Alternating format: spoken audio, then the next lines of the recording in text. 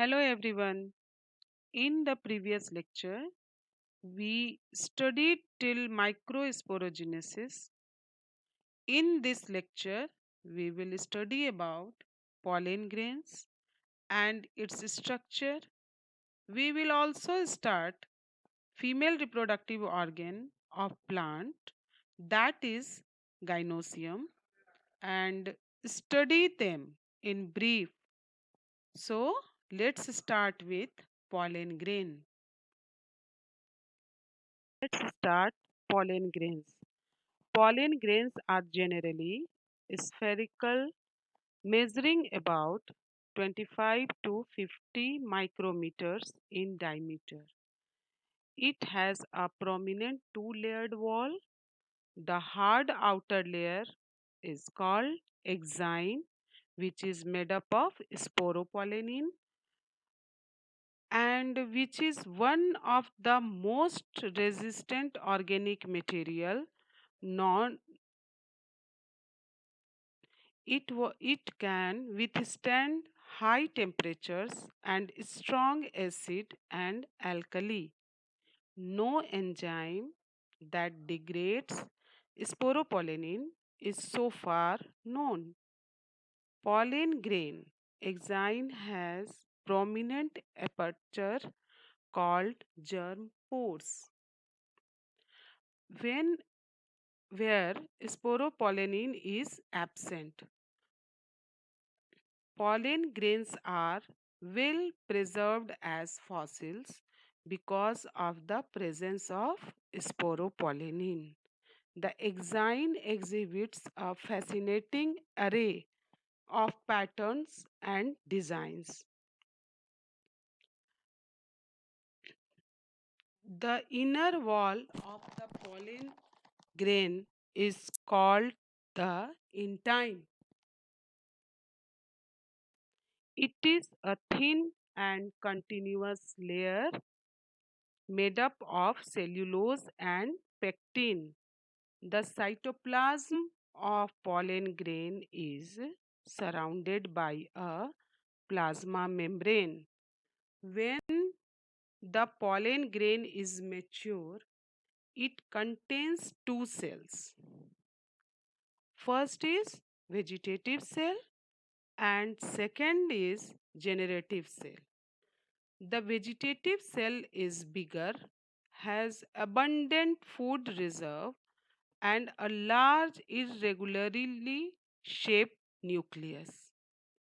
The generative cell is small and floats in the cytoplasm of the vegetative cell.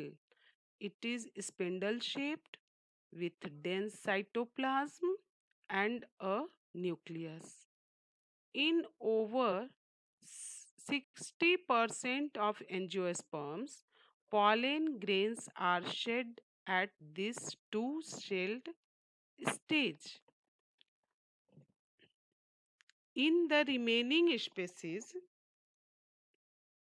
the generative cell divides mitotically to give rise to the two male gametes before pollen grains are shed, that is three-celled stage.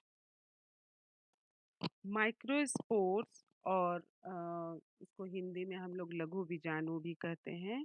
ये male gamete का first cell होता है और जब microspore के चारों ओर layers बन जाते हैं या वॉल बन जाते हैं तो वो पॉलन ग्रेन कहलाता है।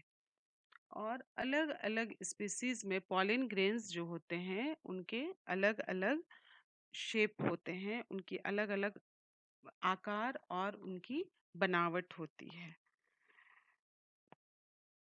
माइक्रोस्पोर्स बहुत ही छोटे होते हैं और ये जनरली ओवल शेप के होते हैं। इनका डायमीटर जो होता है वो 25 से 50 माइक्रोमीटर का होता है। इन पॉलिन ग्रेन में दो लेयर्स होते हैं, वॉल लेयर्स होते हैं। बाहर वाली जो भित्ति होती है, जो लेयर होते हैं, या आउटर वॉल जिसको कहते हैं वो एक्साइन कहलाता है। और इनर वॉल जो होता है, इनर लेयर्स जो होते हैं वो इंटाइन कहलाते हैं। आउटर लेयर जो होता है वो स्पोरोपोलिनिन का बना होता है।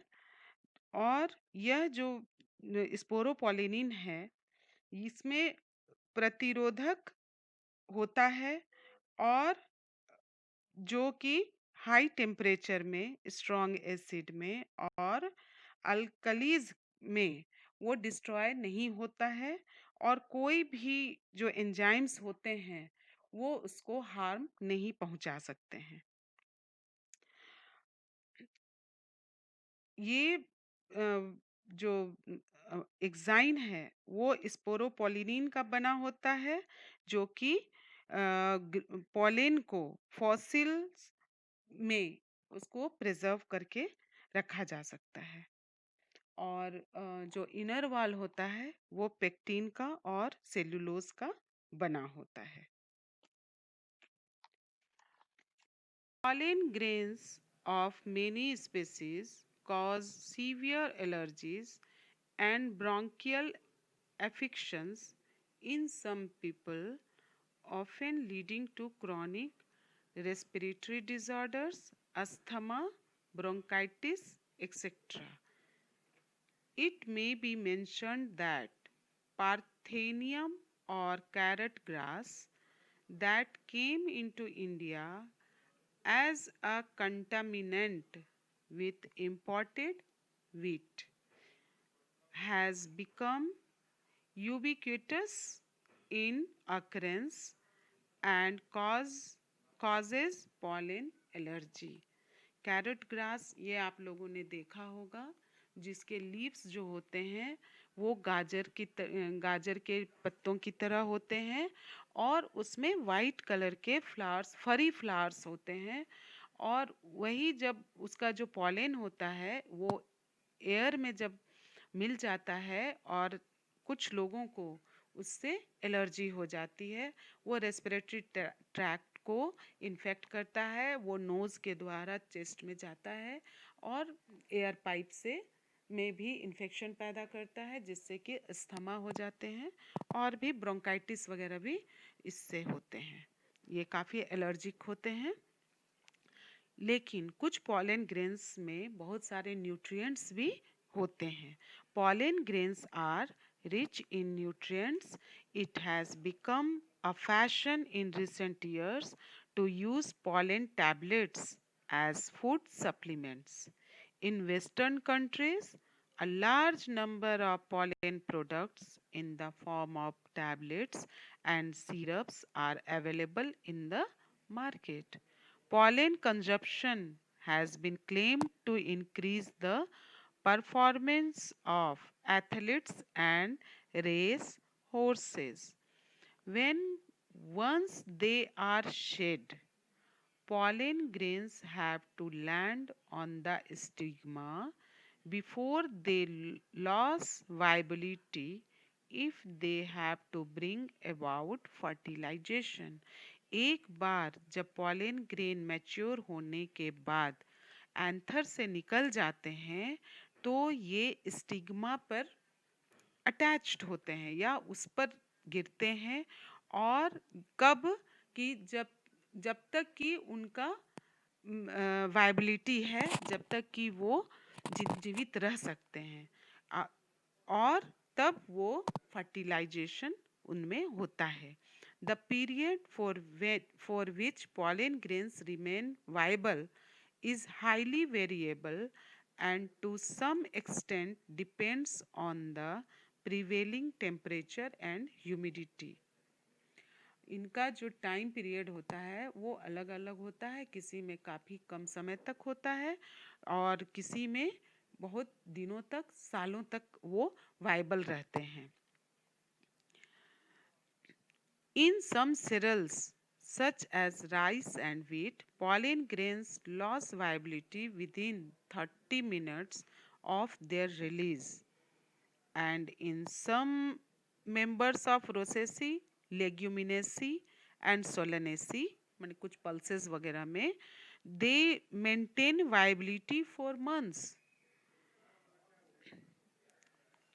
You may have heard of storing semen or sperms of many animals, including humans, for artificial insemination. It is possible to store pollen grains of a large number of species for years in liquid nitrogen. Such stored pollen can be used as pollen banks, similar to seed banks in crop breeding programs. जिस तरह से sperm को artificial सेमिनाइजेशन के लिए store करके रखा जाता है, उसी तरह से पॉलेन को भी स्टोर करके लिक्विड नाइट्रोजन में रखा जाता है, जो कि उनका वायबिलिटी को जीवित रखता है और समय आने पर उसको यूज किया जा सकता है.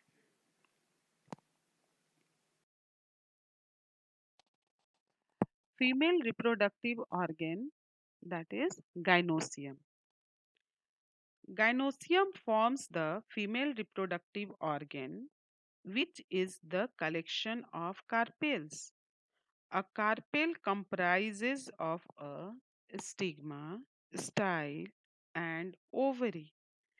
Stigma is the uppermost disc-like part which receives the pollen grains during pollination. The style is a long tube which keeps stigma in correct position to receive pollen grains and also carries pollen grains to ovary.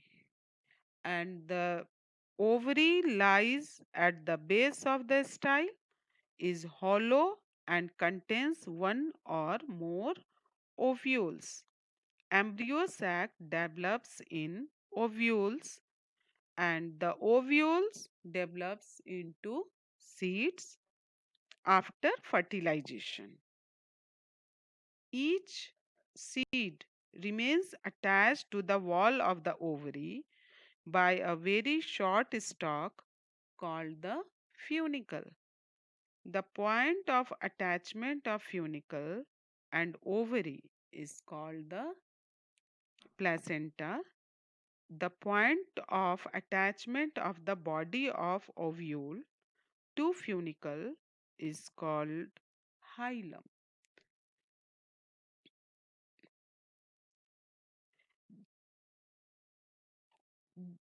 The gynosium may consist of a single pistil. It is called monocarpellary. When there are more than one, the pistils may be fused together. It is syncarpous, and gynosium consists more than one pistil is also called multicarpellary. Pistils may be fused together or may be free. It is apocarpous. Each pistil has three parts. You have already studied the stigma, the style, and the ovary. Stigma serves as a landing platform for pollen grains. ये जो stigma है, इसमें pollen grains आकर attached हो जाते हैं और gynoecium के जो थ्री पार्ट्स होते हैं, स्टिग्मा, स्टाइल एंड ओवरी. तो स्टिग्मा में जब पॉलेन अटैच हो जाते हैं, तो फिर वो स्टाइल के थ्रू होते हुए ओवरी में चले आते हैं और फिर वहाँ फर्टिलाइजेशन होता है. यहाँ डायग्राम में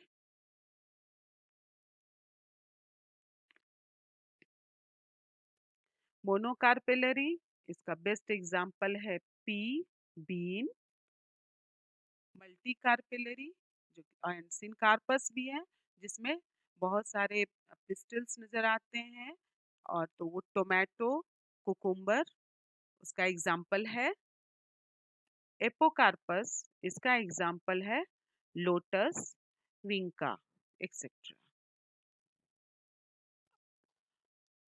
अभी हम लोगों ने पॉलिन के बारे में पढ़ा। पॉलिन क्या है, पॉलिन का स्ट्रक्चर कैसा होता है और उसके क्या फायदे हैं, उसके क्या नुकसान हैं, इसके बारे में भी हम लोगों ने पढ़ाई की।